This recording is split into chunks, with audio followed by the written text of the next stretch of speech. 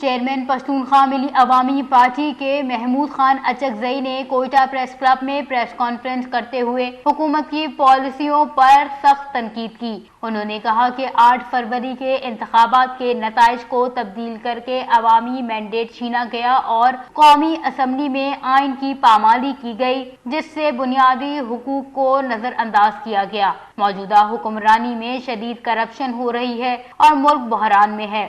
محمود اچکزئی نے کہا کہ پرامن احتجاج کرنے والے ہزاروں کارکنوں کو ڈی چوک پر گولیوں کا نشانہ بنایا گیا اور پی ٹی آئی کے لوگوں کو سروں پر گولیاں ماری گئیں۔ محمود خان اچکزئی نے آئین کی حکمرانی کی اہمیت پر زور دیتے ہوئے کہا کہ ملک آئین کے بغیر نہیں چل سکتا اور تمام اداروں کو اپنے دائرے میں رہ کر کام کرنا چاہیے۔ بلوچستان میں معصوم افراد کے قتل کی مذمت کرتے ہوئے محمود اچکزئی نے کہا کہ ان واقعات میں کوئی گرفتاری نہیں ہوئی۔ انہوں نے مطالبہ کیا کہ سیاسی جماعتوں کو 3 ماہ میں نئے انتخابات کرانی چاہیے تاکہ جو جیتے ہیں اسے حکومت دی جائے۔ انہوں نے پی ٹی آئی کے بانی کو ضمانت پر رہا کرنے کا بھی مطالبہ کیا اور کہا کہ ایسا کرنے سے کوئی بڑا مسئلہ پیدا نہیں ہوگا۔